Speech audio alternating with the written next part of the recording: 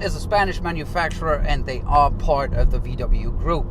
And it's very interesting how VW places all of their hot hatches from whatever brand they may be on the market in terms of both price and performance. If you want to get the absolute most bang for your buck in an MQB car, you're looking at the Cupra 290. Or in other words, you're looking at the front wheel drive Golf R.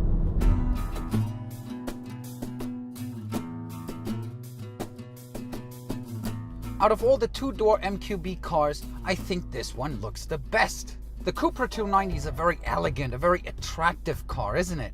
But it should be more brash than it is. It doesn't really look like it's got 290 horse. If it wasn't for the huge wheels and badges, you'd never know. In here, it's basically a Golf minus a bit in quality.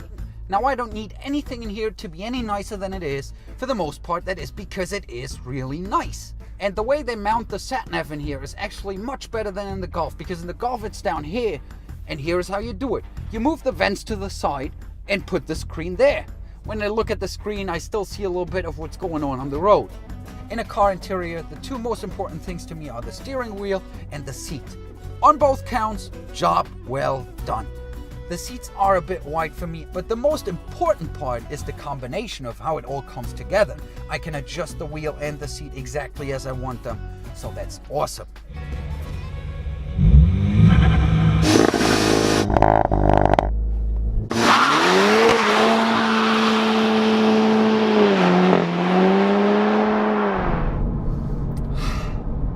Tires. When I picked up the car and saw the Michelin Man on the sidewall, I was like, yes, Pilot Super Sports. I got a little closer. Alpines, seeing how the weather situation is sort of what it is. It's also called April in Europe. That was probably not a bad call. On the Autobahn, going 170 kilometers or so, hit it, and it seriously still pulls.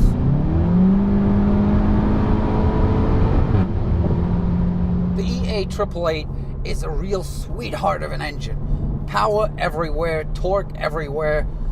It's just hammer on the gas and it goes.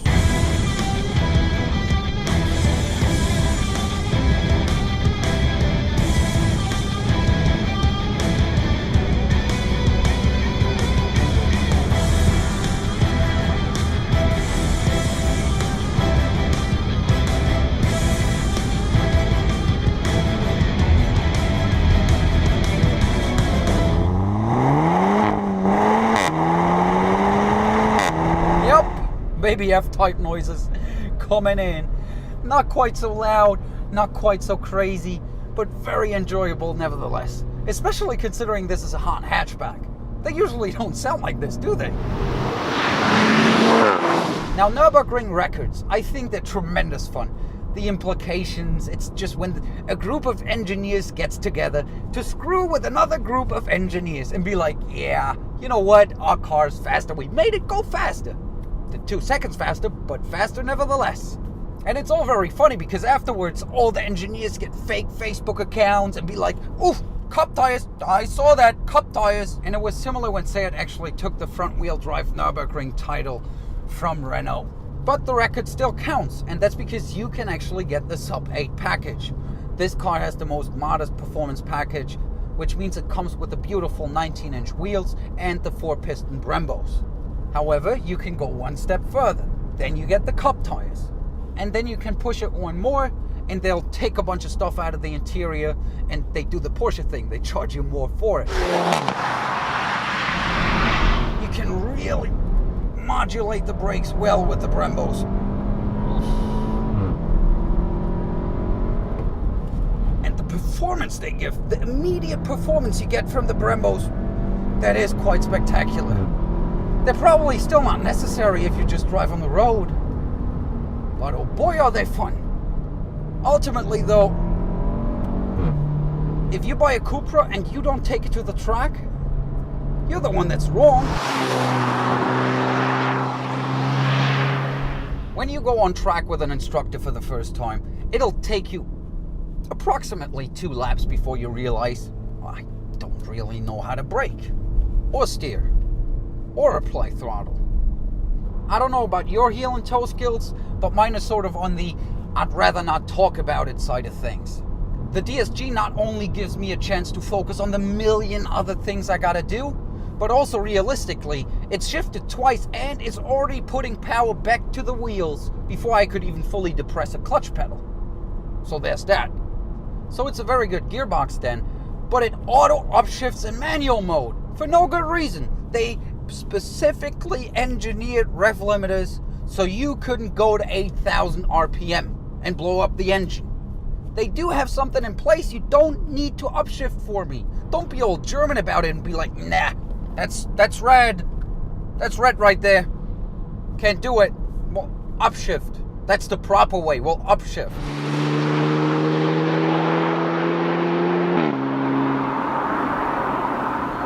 Let's say in second gear, you're approaching a corner and you know shifting into third is just not going to be worth it. So you wanted to bang the rev limiter. But now that you're lifting just at the moment when the car decides it wants to upshift, now you have a bit of an uncontrolled weight shift in there. Granted, it won't be too sketchy simply because the shifts, they happen so quickly. But it's just not an approach I understand. For the most part, I blame the VW suits. I just can't imagine any of the engineers went, yeah, it's gonna auto upshift. We don't have any pride. I still very much love the DSG. It's such a good gearbox, but its shortcomings are just so unnecessary. It's infuriating. Now in that mid-corner bump there, I feel like the steering should tell me, all right, surface not that good, and give me a little wiggle here. You can put the steering in normal or Cupra mode, and when you're going slow, you can very much tell the difference. However, once you get going, it sort of all becomes the same. When you cycle through the damper settings and go through the same corner over and over again, you can feel profound differences. Going to sport, you gain precision, you have less body roll.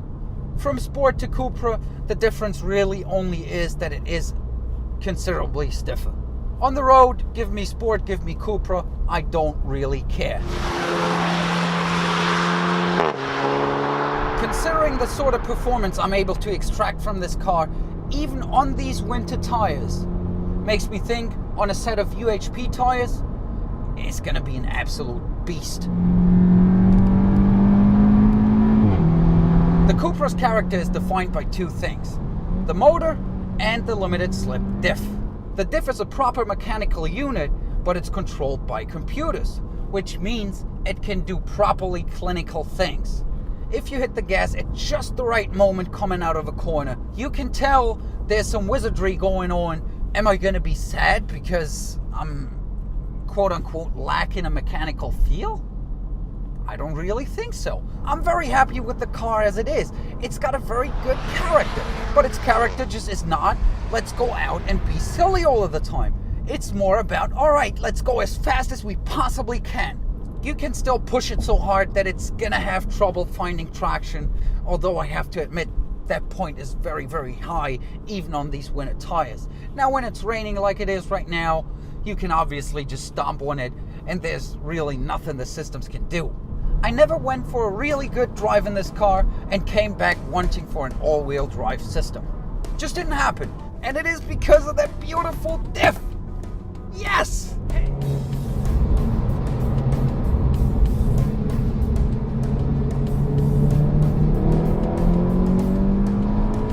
Alright, goes to over 2 bars of boost. Good to know. And there's my G's. That would be 0.6, 0.7. Alright.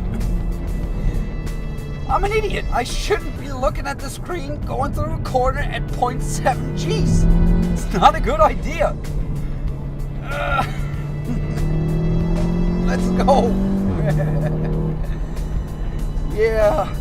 I like automobiles, especially if they're good like this.